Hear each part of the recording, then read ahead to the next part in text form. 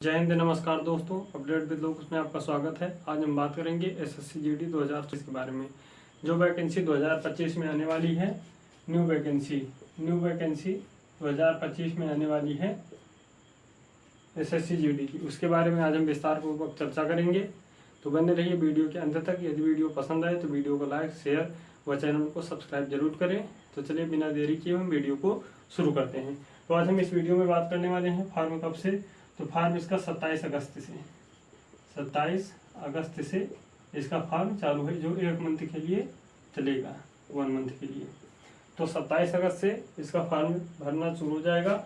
उसके बाद हम एज की बात करते हैं कि इसका एज क्या रहने वाला है, और qualification, syllabus, exam pattern, posting, salary, post preference कैसे भरें।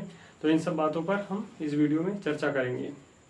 तो अगर हम इसकी एज की बात करें तो इसका एज है जो है 18 से 23 वर्ष। 18 से 23 वर्ष जनरल की एज काउंट होती है। और ओबीसी की बात करें तो ओबीसी को 3 साल की छूट मिलती है। और एससी एसटी की बात करें, एससी एसटी इनको 5 वर्ष को उम्र में छूट मिलती है। 18 से 23 ये जनरल कैटेगरी के लिए है। ओबीसी के लिए 3 वर्ष की छूट और एससी एसटी के लिए 5 वर्ष की छूट प्रदान की जाती है। उसके बाद हम बात करें क्वालिफिकेशन की। इसमें क्वालिफिकेशन क्या रहने वाला है, तो क्वालिफिकेशन आपको 10th पास होना चाहिए।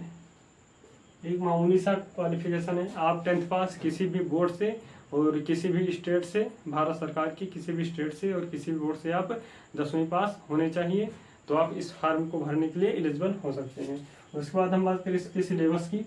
तो सिलेबस में जैसा कि आपको पता है कि इसमें 4 सब्जेक्ट होते हैं।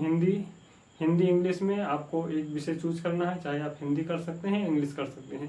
उसके बाद मैथ है, रीजनिंग है और जीके जीएस है।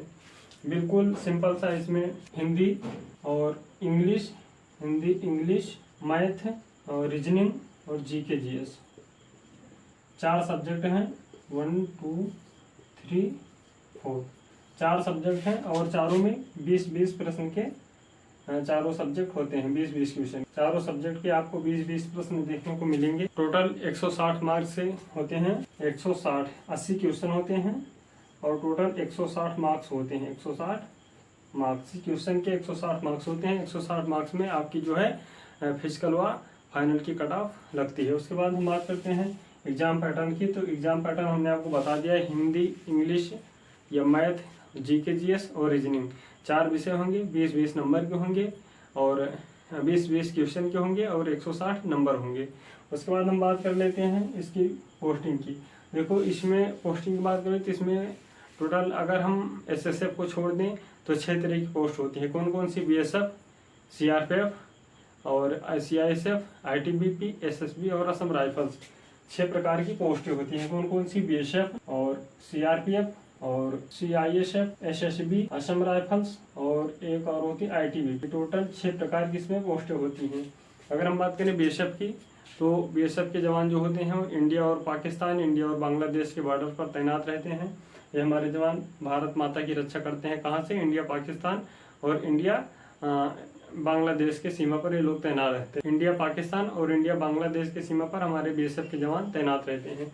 उसके बाद हम बात करते हैं सीआरपीएफ की। तो सीआरपीएफ के जवान हमारे क्या करते हैं? सीआरपीएफ के जवान हमारे जो नक्सल एरियाज हैं वहाँ पे लोग रहते हैं और वहाँ से भारत माँ की सेवा करते हैं।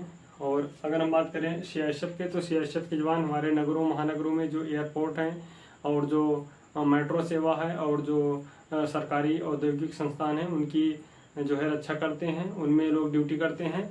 और हम बात करते हैं एसएसबी की। तो जो हमारे एसएसबी के जवान होते हैं वो भारत नेपाल सीमा पर रहते हैं और भारत भूटान की सीमा पर रहते हैं, जो सबसे शांत इलाका है और सबसे शांत सीमा है, क्योंकि हमारी लड़ाई ना तो कभी भारत भूटान से होती है और ना कभी भारत नेपाल की होती है। इनमें दोनों में भाईचारा हमारा होता है।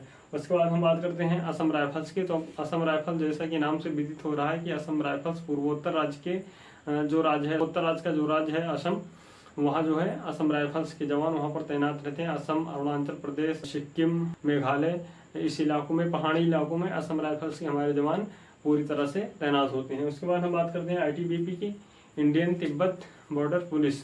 तो इंडो तिब्बत बॉर्डर पुलिस जो है भारत और चीन की सीमा पर तैनात होते हैं। वहाँ रहकर हमारे भारत माता की रक्षा करते हैं। तो इन सभी जवानों की पोस्टिंग हमने आपको बता दिया, किसकी पोस्टिंग कहाँ पर होती है और किनका क्या काम होता है, थोड़ा थोड़ा हमने आपको समझा दिया। उसके बाद हम बात करते हैं सैलरी की। तो सबसे मेन बात होती है सैलरी, क्योंकि हम लोग कोई भी काम करते हैं तो इसे भारत माता की सेवा करने जिनको जाना है वो अपना Indian Army, Navy, Coast Guard और पुलिस यानी किसी भी माध्यम से वो सेवा कर सकते हैं। लेकिन उसके साथ साथ हम लोगों को ज़रूरत होती है पैसों की, क्योंकि सभी लोग कोई भी काम करते हैं केवल पैसे के लिए करते हैं।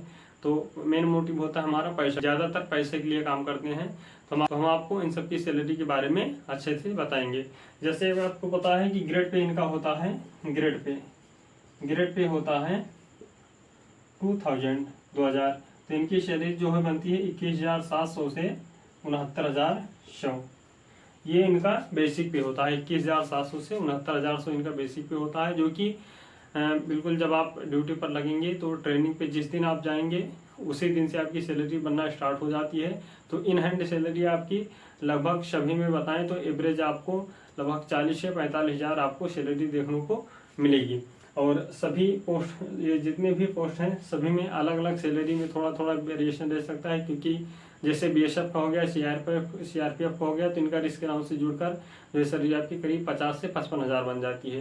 वहीं पर हम एसएसबी की बात करें और सीआईएसएफ की बात करें तो बिल्कुल शांति इलाके में रहते हैं, इनकी ज़्यादा कोई रिस्क अलाउंस नहीं होता और इनकी सैलरी वही लगभग 40-45 के आसपास रह जाती है। और आईटीबीपी की बात करें तो आईटीबीपी हो गया, बीएसएफ हो गया और सीआरपीएफ, इनकी सैलरी में हाई रिस्क अलाउंसेज होते हैं जो लगकर इनकी सैलरी करीब 50 से 55,000 तक आप कर देते हैं। उसके बाद हम बात करते हैं पोस्ट प्रेफरेंस कैसे बने। देखो पोस्ट प्रेफरेंस होता क्या है कि जब आप एसएससी जीडी का फॉर्म भरेंगे, जो बच्चे पहले से भरते आ रहे हैं 2020 में भरे होंगे, 2021 में, 2022-23 में जो लोग पहले से भरते आ रहे हैं उनको तो पता है पोस्ट प्रेफरेंस क्या होता है। जो लोग अब की पहली बार एसएससी जीडी का फॉर्म भरेंगे और पेपर देंगे उनको हम बताना चाहेंगे पोस्ट प्रेफरेंस होता है। जैसे हमारा बीएसएफ है तो बीएसएफ का कोड हो गया ए, सीआरपीएफ का हो गया बी, इसी तरह A B C D E F, इसी तरह जो है सभी का कोड होता है। कोड भरने से क्या होता है कि आप जिसको पहले प्रेफर करेंगे, आपके चाहे जितने भी नंबर हों, अगर आपको मान लो आपने सबसे पहले बीएसएफ के लिए जो है पोस्ट प्रेफरेंस में सबसे पहले आपने बीएसएफ को भरा है और बीएसएफ की मेरिट लगी है 120 मान के चलो, और आपके नंबर हैं 140, जो कि 140 पे आपको सीआईएसएफ भी मिल सकता था या अदर पोस्टें भी मिल सकती थी। लेकिन आपको बीएसएफ ही सबसे पहले, अगर आपने बीएसएफ को पोस्ट प्रेफरेंस में बीएसएफ को तो सबसे पहले बीएसएफ ही मिलेगी, क्योंकि आपने प्रायोरिटी किसको दी है, बीएसएफ को दी है। तो उसी तरह जो है आपको पोस्ट प्रेफरेंस भरना पड़ेगा।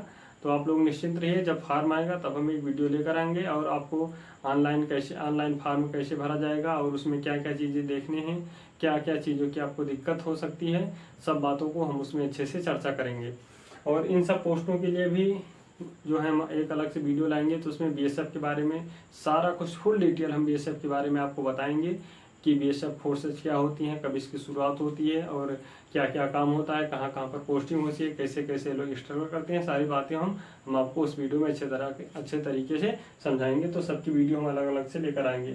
और अब आगे की रणनीति क्या होगी, अब आगे हम क्या करें, तो आगे के लिए आप लोग ये जानिए कि जिनका भी अब की बार एसएससी जीडी में नहीं हुआ किसी कारणवश, क्योंकि अब की बार की कटाव बिल्कुल हाई गई है, यूपी, बिहार और राजस्थान, एमपी, यहाँ की कटाव तो बिल्कुल जो है बहुत ही हाई गई है। तो अब की जिनका भी नहीं हुआ वो बिल्कुल चिंता ना करें। अभी यूपी पुलिस का री एग्जाम होने वाला है, तो कुछ बच्चे यूपी पुलिस का भी फॉर्म डाले होंगे, तो वो बच्चे बिल्कुल अच्छे से पढ़ते रहें, यूपी पुलिस का री एग्जाम दें। उसके बाद जो सिलेबस यूपी पुलिस का होता है सेम सिलेबस एसएससी जीडी का भी होता है, यूपी पुलिस से थोड़ा नीचे ही रहता है। तो एसएससी जीडी में अभी 27 अगस्त को फॉर्म आएंगे, तो आप सभी लोग एसएससी जीडी का फॉर्म भरेंगे। उसके बाद अच्छे से अभी से तैयारी करना स्टार्ट कर दें, क्योंकि फॉर्म आने के बाद जो बच्चा पढ़ना शुरू करता है बिल्कुल हमें तो नहीं लगता कि वो निकल पाएगा, क्योंकि आजकल कंपटीशन का इतना ज़माना है कि जो लोग साल 2-2 साल से पढ़ाई कर रहे हैं उनका तो हो ही नहीं रहा, तो 2-4 महीने में आप क्या कर लेंगे। तो बिल्कुल अभी से पढ़ाई करना शुरू कर दें और बिल्कुल तैयारी करते रहें। जिन भी भाइयों का अब की बार 2024 में एसएससी जीडी में फिजिकल के लिए कॉल लेटर आया है, फिजिकल के लिए पास हुए हैं, बिल्कुल अपनी फिजिकल की तैयारी अच्छे से करते रहें। फिजिकल भी बहुत जल्द आप लोगों का होने वाला है।